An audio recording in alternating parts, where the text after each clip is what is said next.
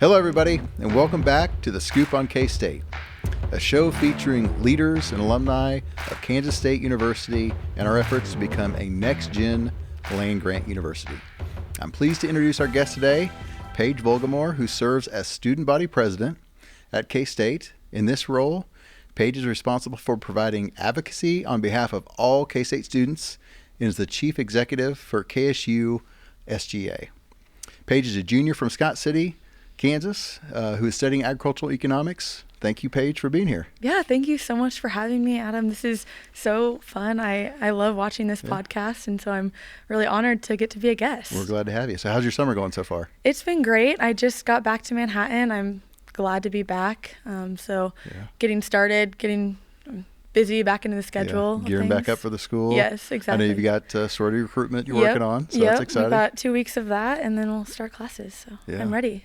So we're both from Western Kansas, and I think we'll start there. Yeah. You're from Scott City. I'm from Ulysses. And funny story, there's a famous catbackers event there, the calf fry, every year. I was able to attend this year. I think it's been going on since the 60s. And I think you recall you were there. And Wyatt Thompson didn't realize the rivalry between Ulysses and Scott City. So when he introduced me, I got a lot of boos from the 500 plus people. So that was a lot of fun. Yeah. But what was it like? Tell me, your story growing up in Scott City, and more importantly, how you became a Wildcat. Yeah, sure. Yeah, the rivalry is still there for sure. When I went through high school, Ulysses was one of our biggest rivals, so I'm not too surprised about the booing, but that was a really fun event. Growing up in Scott City was great. I mean, it was a great place to grow up. I grew up on not on my family's farm, but grew up working on the farm, and that, that's how I got interested in agriculture early on. My grandpa was a farmer, my dad, and generations before that was great. I also grew up going to a lot of K-State games. It was my favorite thing to dress up as a little K-State cheerleader. I'd be all decked out. I'd have the Power Cat face tattoo, purple glitter, all the works.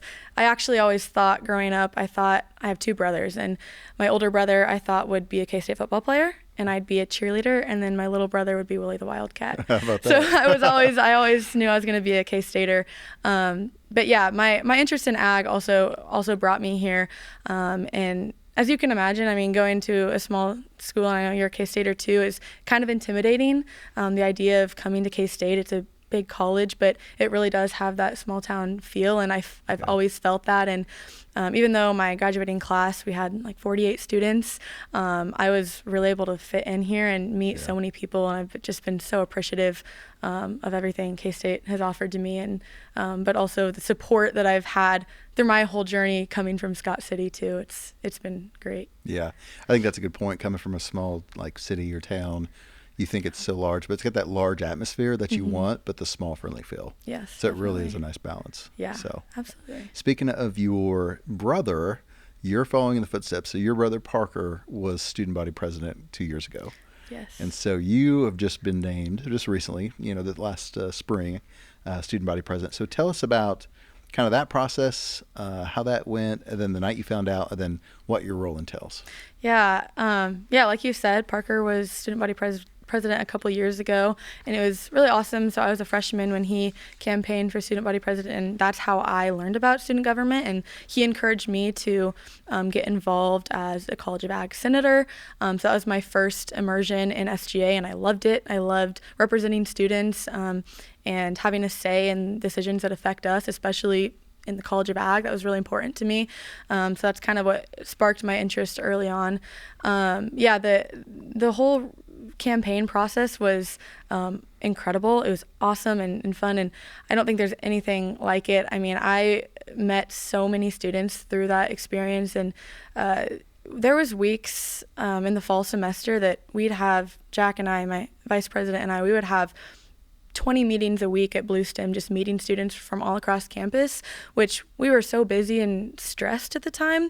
But these relationships that we formed through those early conversations have now led to friendships, and those are the people that support me now through this role. And so the campaign experience was incredible, and I'm so thankful for that, even regardless of what the outcome was. But then, the night that we found out that we won was such a high. It was so fun. We had a watch party at Kites And there were so many people there, so many friends and family and supporters, and it was just amazing. Before we found out, I was just looking around, and I'm like, at this point, whatever happens. Just having all the support here. Jack and I are so loved and supported, and it's such an amazing feeling that I was just so happy that night. So how did you find out? Was it phone call, social media? Yeah, so it was, we actually, the Channel 8 news station, they broadcast it, and so we found out at the same time as the hundreds of other people that were listening and at the party. So they just announced it on the radio, and we just listened, and then the SGA posted on their social media afterwards, so we could actually see the vote counts and everything. But it was a rush, an adrenaline rush for sure. That's fun. Was your brother there? He was. Okay. Yes, my whole family was there, so it was great to have him there, and it was fun to reminisce on his watch party 2 years before too. But yeah, as far as the role goes, it's so the entire job, what student body president is representing the student voice and the student population, and K-State is just very they listen to the students, and administration, they care about what we have to say, and so it is a lot of meetings. It's being the student voice in those rooms, and advocating for students, and so that's my main job.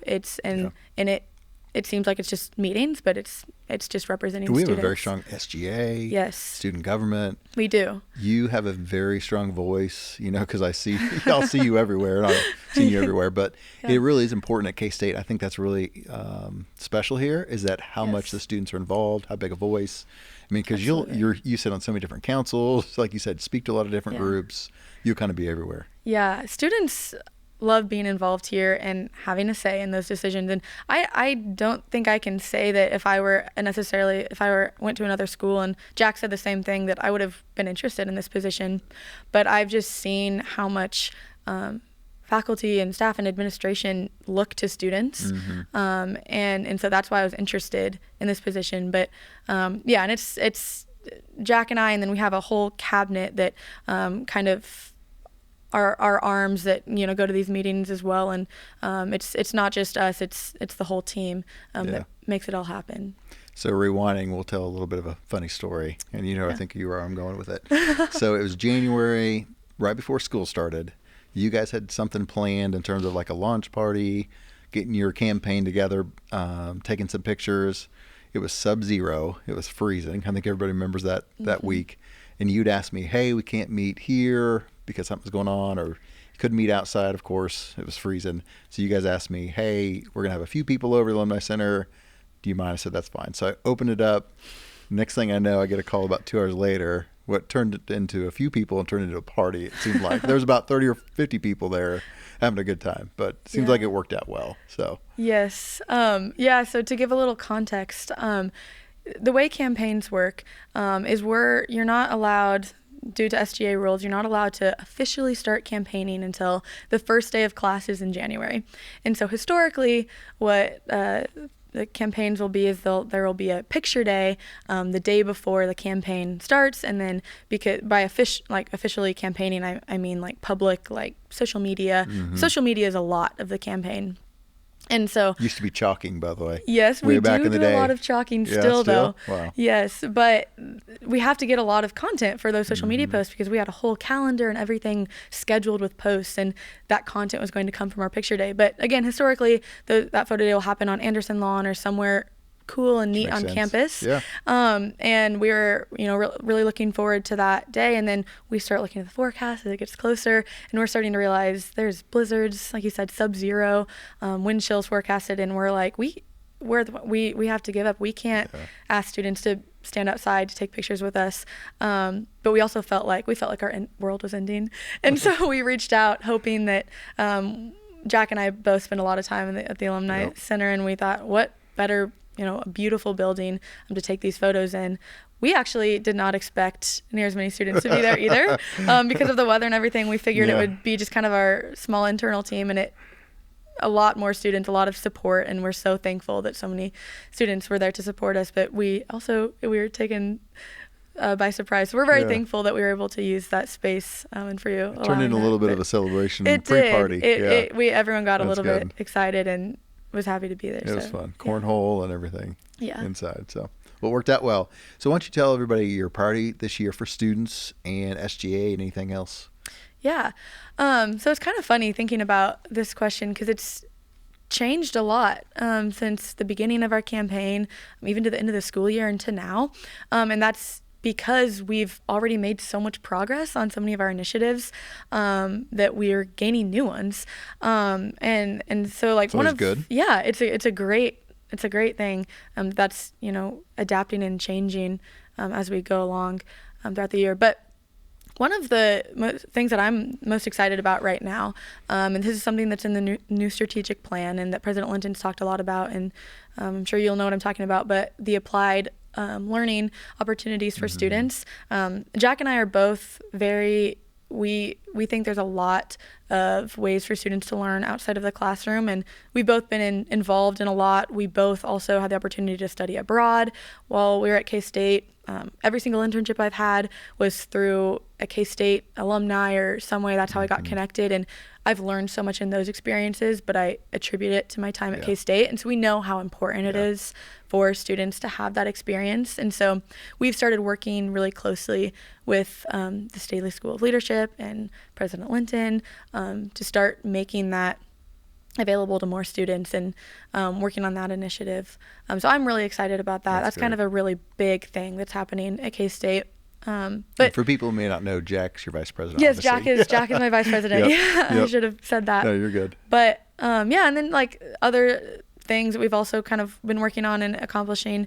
Something that students talk a lot about is that there's not a 24-hour study space, 24-hour, 7 days a week study space on campus. And while a lot of adults maybe want to quit, studying or whatever by mid-evening when most buildings close, that doesn't work for a lot of students. A lot of students need to be studying at 2 or 3 a.m. because that's what fits their schedule the best. And so we've had a lot of complaints about that. So we've been actually working really closely with Dean Mocknick, who's the dean of the library. And he's been really excited to work with us in figuring out a plan to open the library for more accessible hours to students, which seems like a small thing, but when you start breaking it down, there's a lot that goes into that. Staffing it, keeping the lights on, keeping it safe for students to be walking there and home in the middle of the night. So he's been great helping us work on that initiative. But there's lots of things like that that we're just kind of working on a lot of different things at once. But yeah, that's pretty neat. Well, that's pretty special. So thanks for giving us a little glimpse, and it's awesome that you guys have already covered some of your priorities already. Work on some new ones. So you mentioned you and Jack spend a lot of time in the Alumni Center, and that's because of Student Alumni Board, so SAB. So why don't you tell everybody a little bit about SAB and the purpose? Yes. I'm glad to get a brag on SAB a little bit. It's been one of my greatest things I've been a part of at K-State. I'm really thankful. I didn't join SAB until I was a sophomore. I'm thankful for like older students that were in SAB and mentors that kind of pushed me to feel out that organization because it's been such a blessing to me. And that's actually how I met Jack and how we got connected. But SAB is really just a group of leaders on campus that love K-State. And our mission is to connect current students at K-State to alumni and future K-State students.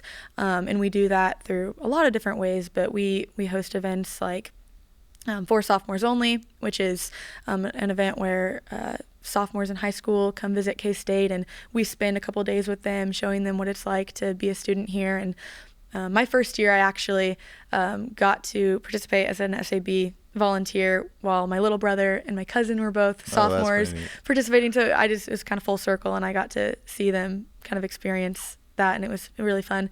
But we also have events for alumni. One of the things that we do, DYA, Distinguished Young Alumni, we bring young alumni back to K-State to speak and talk about where they're at now in their careers and what they've done since graduating. But we do a lot of events like that in SAB and just establish relationships with alumni. And I'm so thankful for all the mentors that I've had that I've met through Student Alumni Board and in ways like that. It's been a great group to be a part of. It's a great group. I mean, I'm biased, but it's my favorite student group. I mean, it's amazing how many students that are on campus that get involved with the Alumni Association for the betterment of, you said it, all K-Staters. So recruitment of future K-Staters, current K-Staters, alumni. It's just really a neat mix that you guys are involved in, and it's a pretty special group too. Yes. The meetings are a lot of fun. Yeah. You guys have a good time. Yes. So that's exciting. We're excited to have you, and so thank you for being here. Now part of my favorite part of the podcast is the Scoop on K-State, obviously, but we get to share a scoop of ice cream. So why don't you tell everybody what you chose from Call Hall? Well, I don't think this is any surprise. I think I've always watched this podcast, and I think everyone tends to choose Purple Pride because it is by far the best flavor and just makes you feel like K-State. It's very popular. It's very appropriate too. Yes, it is. Yeah. It's always, you never go wrong with it. So good choice. Yeah, for sure. Well, Paige, thanks so much. We're so fortunate to have you here leading us, especially serving K-State students and Alumni Association. So thank you for all you do. Yeah, thank you so much for having me. It's been really fun. Appreciate it. That wraps up another episode of the Scoop on K-State. I'm Adam Walker, President and CEO of the K-State Alumni Association. I want to thank you for being a part of our show. Until next time, share this podcast with your friends and family, and make sure you select that follow button and never miss another episode. On behalf of the K-State Alumni Association and our staff, we're proud to be your connection to campus. We value and appreciate your ongoing support and membership. If you're not currently a member, please consider joining. And of course, Paige, Go Cats.